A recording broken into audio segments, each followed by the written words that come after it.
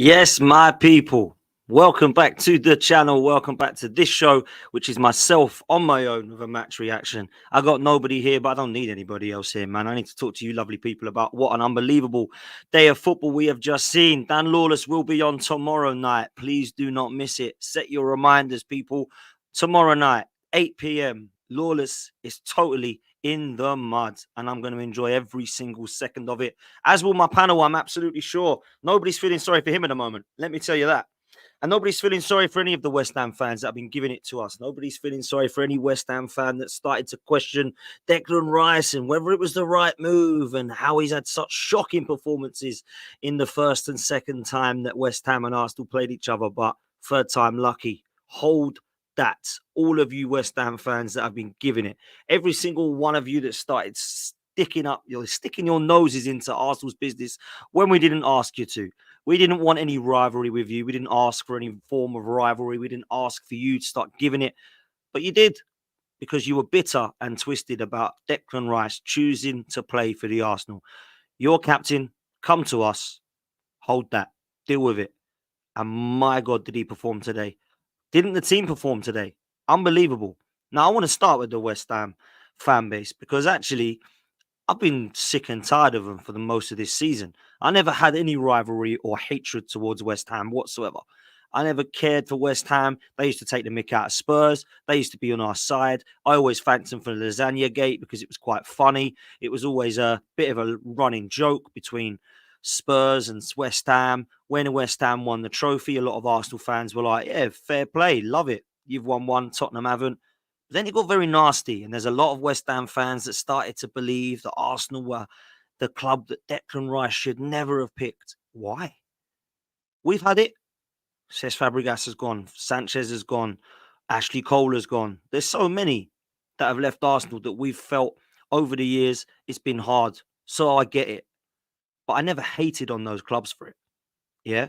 I never hated the fact that Chelsea signed Ashley Cole. I appreciated that Ashley Cole did not match the ambition of Arsenal because at the time we were buying kids and they had Lampard, Drogba, and Terry. Fabregas, I want to go win something. I'm going to go Barcelona. No problem. To be fair, Sanchez, Van Persie, even Nasri, Sanya, Clichy, Torre, Adebayor, they all looked at Arsenal and thought, nah, I don't think they're going to win anything for a couple of decades. They were right. They moved on. Declan Rice actually won something with West Ham, captained them to it, actually gave his all in the 4 or 5 years that he has been in the Premier League playing for West Ham. There's no West Ham player or fan or manager or coach that can sit there and tell me that Declan Rice didn't give his 110% in everything that he did for West Ham. So there's an amazing amount of hatred. The boos, the hissing, the name calling, the abuse, the hostile reception. I kind of expected it. But what a way to shut them up. What a way to shut these people up. Absolutely brilliant. I loved every single second of it.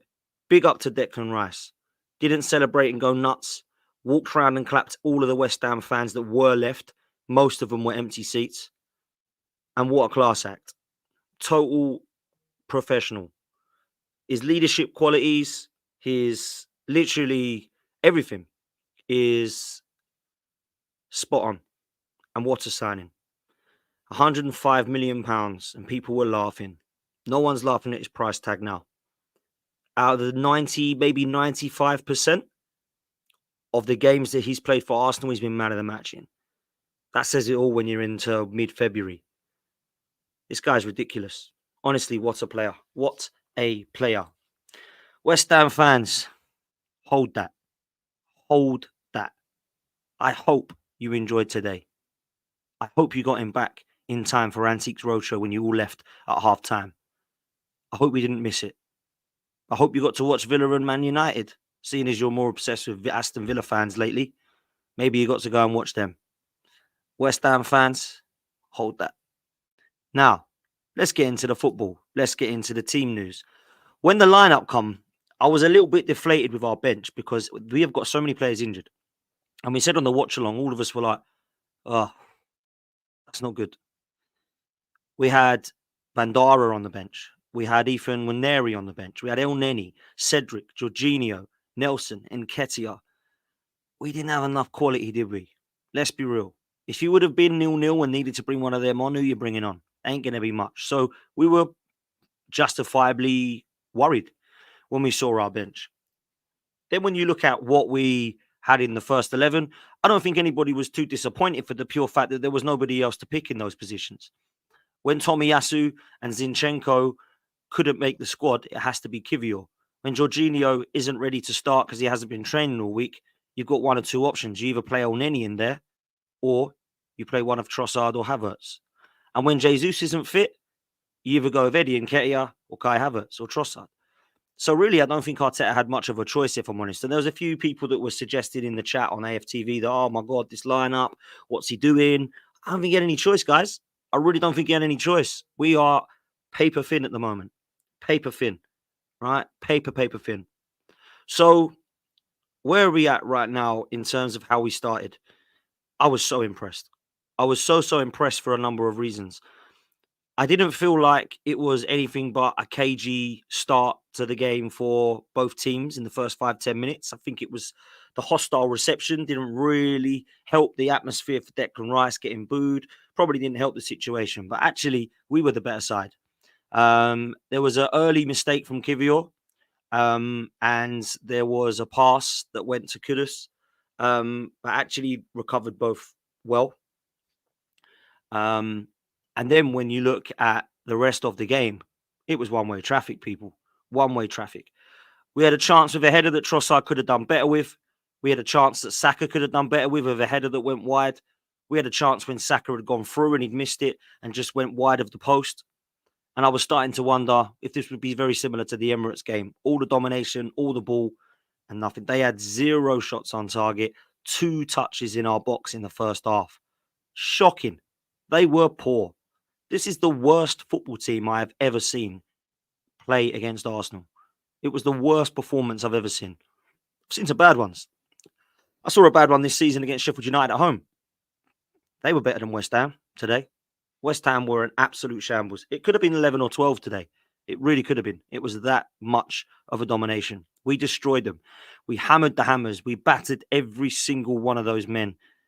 2 within an inch of their lives by the end of the game. They were finished. They were done. They were just like, oh, I don't want to be here anymore. David Moyes had given up. The sideline, everyone had given up. They collapsed. They crumbled. Capitulated. So the first goal goes in and it's another set piece. And the set piece that I think we've been improving upon of late is our corners. Our corners have started to really pick it up. Now, against Palace, we saw it evident. We've definitely seen it across the other few games since coming back from Dubai. We couldn't hit the first man on most of the stuff that we were doing before Dubai. Every single corner was going towards the first man. So it was a real hardship to watch. But funny enough, our set pieces actually were goals. And I think we'd scored the most set pieces as well up until Dubai. So when our corners were starting to be poor, I was thinking, come on, man, what's happening? We've still got the most goals from corners here. What's happening? We've changed them now. Declan Rice and Saka take them from either side, and they're so much better. They don't go towards the first man now. They go towards the back post. And we've got monsters at the back there. We've got Kai Havertz. We've got Saliba. We've got Ben White. We've got Gabriel. They're all in the box there. And Saliba gets the header to this one and makes it 1-0. And again, I was really happy with that, but I knew that we could go and get a second. And I got to the stage where when Saka went through, I thought, he's just got to score here. I knew he was on or offside really close, but I didn't know what way it was until I blatantly saw it. I mean, how did it take him that long to put the lines up, by the way? It was quite clear that Soufal was playing everybody on side. And when Saka went through and then he takes it around Areola, you've actually got a defender back there. So I thought, oh, please, come on. Like, I can't see this be happening. A penalty's given. And then it's all on Bukayo Saka. The mentality of this kid is unreal. I'm looking at a potential elite mentality of Bukayo Saka here. He's got 10 goals now. I think he's got 7 assists. He is the youngest player to get to 100 goals and assists at Arsenal at the age of 21. I think he's just might have turned 22, actually. For 4 years, he's been carrying this team. And today, he was man of the match for me. He was phenomenal, Bukayo Saka. Many could have been put forward. Trossard, Odegaard, Rice, Gabriel. Performances can carry on. But Saka today, oh, wow. Outstanding. Absolutely outstanding. For all those in the chat asking where Lawless is, trust me, he'll be back tomorrow night, 8 p.m. as usual on the Race for Europe show. Make sure you set your notifications. Make sure you like this video, subscribe, and hit the notification bell. And then you'll be given a reminder tomorrow night, 8 p.m. Do not miss it, people. Lawless is in the mud. And we will enjoy giving it to him tomorrow evening. So make sure you're there for that one. So we go 2-2 up with a brilliant Saka penalty, one that was really calm, composed, and put home. I think he would have had a little bit of PTSD from last season. A lot of people are putting a lot of stick on him, a lot of criticism on him, but he's proving doubters wrong yet again. He's got double figures. That's another double figure season for him. And people have said he's been shocking this season. And for a couple of games, I was one of those players, one of those people saying that maybe the player was not playing very well. And I think I was justified in saying that he wasn't playing very well. But he was brilliant today. Absolutely phenomenal. And like I say, my man of the match, I thought he was superb. And then the goals keep coming, don't they? The goals keep coming. We're 2-0 up, and there's literally a couple of seconds to go before half time. And we get yet another free kick. And it's Declan Rice on it again with another assist. This time, it's Gabriel, not Saliba. I actually thought it was Havertz when I saw it in live, but it actually was Gabriel. Brilliant. Poor marking, poor defending again from West Ham. Really poor. But we go 3-0 up. And then the next thing that happens is just hilarious. The defending from Zuma is absolutely comical. They give it away in midfield. Ødegaard threads it through to Trossard. And Trossard just does a little shimmy. And the minute it leaves his foot, I know it's in. It's top bins. He was one of the best players on the pitch. His feet are unbelievably quick.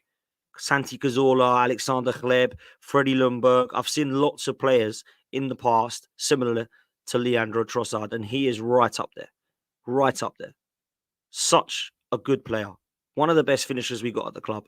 And I absolutely loved that goal. It's one of my favourite goals. So we go into it, and we're 4-0. And what happens? The players are devastated. Moyes is silenced. And what do the fans do? They get behind their team. They all rally together and they try and get behind their team. Do they? Because they all go home. They all walk off. They all walk down the bridge towards Westfield and they go around and have a nice bit of a shopping and get home for the Antiques Roadshow. That is what they do. Absolutely shockingly bad from West Ham fans. And Bo93 says it right. Was there a fire drill? Wow, it looked like one, man. It looked like a fire drill. It was a shambles. Yeah. Absolute shambles. Embarrassing from their fan base. We're off. Had enough of this. See you later. Who can blame them? Well, it doesn't look very good, does it? Let's be real. I said it to the Tottenham fans who did it at the North London derby when it was 3-0 and they left. So I'm not going to be a hypocrite and not say it for West Ham when I did say it for Tottenham. It's poor. I've been there before. I was there to the end 2 seasons ago when we were 3-0 down against Spurs at their ground, but I stayed till the end. You got a little bit of pride in your club, yeah? But they haven't. They just walk off. See you later. We're off to do the shopping. We're off to get back to watch the TV. We're off to see the family and have a roast dinner. Embarrassing. Absolutely embarrassing. Hang on a minute. I thought this was Declan Derby. I thought you were here to win. I thought you were here to prove Declan Rice wrong, that he should never have come to Arsenal. Load of rubbish. Absolutely embarrassing from the fans. It really was. So we go 4-0 up. We go into the second half. And I was actually worried that we were going to see an Arsenal performance that was just a little lackluster then. Job done. Let's just come out, kick it around a bit. And we kind of did because West Ham allowed us to do it even more so. We got to a stage where we were passing the ball round and they weren't interested in trying to get it off of us. It was shocking. In that second half performance in particular, Martin Ødegaard, wow. Wonderful to watch. Absolutely wonderful to watch. Brilliant goal from Saka. Poor defending from Aguerd. Very poor. Another player that West Ham fans think is the new Saliba. Don't get it. Just don't get it. Looks all right, but looked terrible today, him and Zuma. Really, really poor. So I think it has to be fair to say that once it hit to 5, the game was dead and buried as far as West. Well, to be honest, once it hit 3, I think it was. But when it hit 5, it was, don't let them get any more. But then the best thing happened ever. The best thing happened. And do you know what's funny about this goal? Trossard and Ødegaard actually mess it up completely. Absolutely mess it up completely. And it's brilliant. Thank the heavens that they did. Because Declan Rice, who wasn't even in shot, of the camera, then runs onto it and smashes it into Ariola's goal from about 25 yards. It was beautiful. He didn't celebrate. He told everyone to calm down. and he made it 6-0. 6-0. I was told it was going to be 2-1 West Ham by Dan Lawless. So I don't know what happened there to his prediction, but he can explain himself tomorrow night when he comes on at 8 p.m. I need all you to be there, people. I need all you to be there. I need all of you to give him stick in the chat because he was very confident going into this game. He's been cocky all season because they knocked us out of their Carabao Cup and because they beat us at the Emirates. It was all done and dusted and Arsenal's title race was done. Arsenal getting fourth, he reckons, and Spurs are getting third. All this rubbish. Dan Lawless is in the mud. And tomorrow night, it's going to be biblical. So it's 6-0 and the fans aren't there anymore. They've all gone. They've all left. They've all gone crying home. They've all gone to catch up with EastEnders or Hollyoaks Omnibus, whatever it is on a Sunday. And Arsenal 6, West Ham 0. So happy. So happy. And I'm happy for Declan Rice. I love the fact that he went round at the end and clapped all the fans that were there, the proper fans, the ones that stayed right to the end, that actually do respect what he did at West Ham. Clapped them, respected them. And then he went and enjoyed the celebrations of the Arsenal fans, but not over the top. There was no cameras in sight, Jamie Carragher, you'll be pleased to know. There was no over celebrations. There was no fist pumping. There was no jumping on each other and running around as if he'd won the league. Even if there were, I really don't give a damn if we did do that or didn't do that. It doesn't bother me how we celebrate if you win a game of football, but it does some people. But one thing that I will say is this sends out a message in the last couple of games that Arsenal was serious about a title challenge. It might not mean that we're going to win it. It might not mean that we're going to go and take Man City to the wire. But I tell you this now, we are in a title race. And I feel like the last couple of games have really made people doubt, why did I not think Arsenal were going to be up there at the end of the season? They saw West Ham and Fulham results and thought they're going to be down there with Villa and Man United and Spurs now. No, that's not going to happen. I think the top three will remain the top three in some order. And then I think it will be Spurs and I think it will be Villa. But Man United have made the big dent into Villa's chances of Champions League football slightly today. But I still think Villa are probably a little bit more consistent. But Man United are starting to put some form together. Tottenham, lucky last-minute goal. But they'll be happy. Don't matter now. Liverpool won. Don't matter now. Arsenal did their business. And the goal difference for Arsenal, absolutely huge. Absolutely huge. Same goals now as Man City. I know they've got a game in hand, but we're right up there if you look at the table now. Points and goal difference is very, very similar to Liverpool and Man City. So we're right in the mix. And by beating Liverpool and by smashing West Ham, we've definitely done what's needed to put us back into a title race. And that's what we're in now. Now, the one things that do kind of concern me, injuries. Not sure when Timber's back. Not sure when Tomiyasu's back, but they reckon it's soon. Party, they reckon it's soon, but still not sure. Jesus Zinchenko, still not sure, but they don't think it's long term. We need these players back ASAP. There's about 7 right now. Not sure on Smith Rowe, apparently rolled his ankle. Fabi Vieira, still not sure. Last played against Burnley when he got sent off in late November, I think it was. We need to do more. We need to do more to get these players back and keep them fit. And I don't know what we do in training. I'd love to know what we do in training. But the bench today was actually really shambolic. Bringing on Cedric and El Neni was taking the mick. Reece Nelson and Eddie Nketiah, Ethan Nwaneri, who actually come on and did really well. Fantastic. But I have to say, we need to be doing more now to try and actually look at our squad and go, right, we don't have the players in terms of squad depth. What do we need to do now? Because they just keep getting injured. I can't be seeing these injuries. When you get one back, the other one gets injured. When one gets injured, you get one back, and then another person gets injured. It's so frustrating, man. It really is so frustrating. So, yeah, it's definitely a worry for Arsenal, and always has been in terms of injuries. But this result was so good. And what does it mean for West Ham? Well, they're all in meltdown. They want Moyes out again now, probably. They believe this is not a good style of football to watch.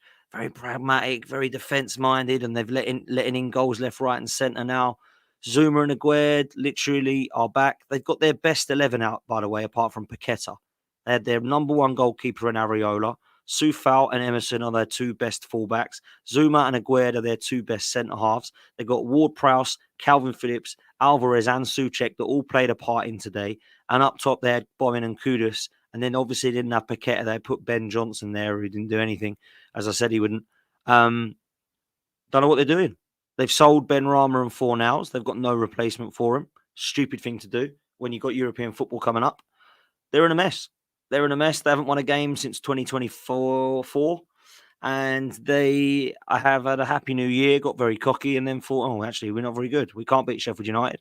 We can't beat Bournemouth. We lose to Man United, and we lose to Arsenal. We conceded 9 goals in the last 2 games. That's a worry for David Moyes and West Ham. Absolute worry. And I'm sure Lawless is Moyes out again now. But we'll ask him tomorrow when he comes on at 8. Look forward to that one, people. There was a comment in the chat I wanted to bring up. Oh, excuse me. Sorry about that. Here we go. Roscoe, I wanted to talk about this lad. There is a guy that I know who is very close to a friend of his who is very close to Jack Wilshere. They rate this lad highly. They talk about this lad being the equivalent of a Phil Foden coming through. They think he's that good. And when he come on today, wow, his touches are so comfortable on the ball. Yes, he's a little bit one-footed, but he's only 16, by the way. He looks so confident and so comfortable on the ball. Now, I know it wasn't really much of an opposition today, so you couldn't really test it. But I was really, really comfortable with his performance and confident that he can actually have a future at Arsenal. I look at his kind of touches, I look at his body language and how he uses his physical attributes that he's got for a 16-year-old. He doesn't look weak. Yeah, I like him, man. And I'm glad that he got minutes today. He looked calm, collected, restrained on the ball. There was nothing about me that thought was rash. He's very mature in his way. There was a couple of chances where he could have actually had a dig, and he chose not to. He tried to keep it simple, and I thought, that's mature. That's a mature, solid performance from Ethan Nwaneri. So I hope that we see more of him in the coming years, and I hope that he makes it at Arsenal because it only means good things. So let's see what the future lies for him. Some of the other performances today that I think deserve a mention. Ben White, thought he was excellent against Liverpool. Thought he was really good today as well. Thought his overlaps were brilliant. I thought the way he worked with Saka was great. And interestingly, Mikel Arteta's tactics. Now, this is what I wanted to end on. Mikel Arteta's tactics today were very, very different. Weren't free-flowing football and, what we saw against Liverpool. Ben White was inverting on the right. And that was interesting to me because obviously realised that Kivior cannot do that job. Kivior had a better game today, but let's be real, Kudus and West Ham didn't really turn up.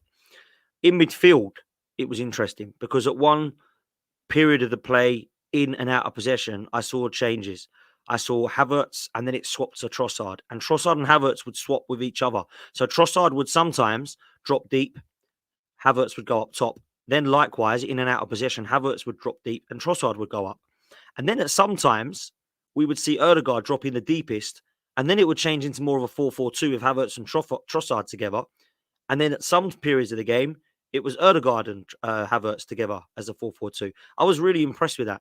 I thought it was very, very clever the way it was working. And I was really interested to see how that would work against the West Ham side, who were very, very different in terms of opposition than Liverpool. And I thought it was really good from Mikel Arteta. I thought it worked. Gabriel, phenomenal. Absolutely immense performance. Monster. I love this player, by the way. And I saw on Saturday Social, big up to Matisse, who was on there, and Fuizzi. I've shared platforms with both of those before. I watched it yesterday morning, and they did a pick your most disrespected player at each club. And it got to Arsenal. Matisse said Jorginho, and I think Fu said Martinelli. Jorginho because he's been good and not people give him credit. And actually, Fu said Martinelli because everyone talks about Saka when Martinelli's been just as good over the last couple of years. I kind of got what both of them were saying. The most disrespected player and underrated player and underappreciated player is Gabriel for me. £27 million we spent on him as a 23-year-old. He's now a 25-year-old and he's absolutely superb. 25 going on 26 and he's really mature. And he had a few bozo moments in his career, for sure. He's had a bit of rash play before, but an absolute monster, colossal beast, just a wonderful, wonderful defender. And one that I rely upon now. I look at it, I think, he ain't beating Gabriel to that. Compliments William Saliba. Again, another good game today. Ben White, I've mentioned. Kivior, fair play, had an okay game. David Raya, not much to do, but I really like David Raya's quick thinking, where he catches the ball and he literally throws it back out and we start the attack again. It's been brilliant, man. It really has. Big up to all of you in the chat. Big up to Melina as well. Make sure you go over to Miss Melina and give her a follow. I hope you're well, darling. Where is Lawless? He'll be back tomorrow night. Trust me, people. 8 p.m. tomorrow on the Race for Europe show. He will be there. So make sure that you like and subscribe. What likes are we on now? There's nearly 300 people in here. What are we on now? What are we on now? We're over 100, so we're on 110. Let's make sure we get that up to 200 people.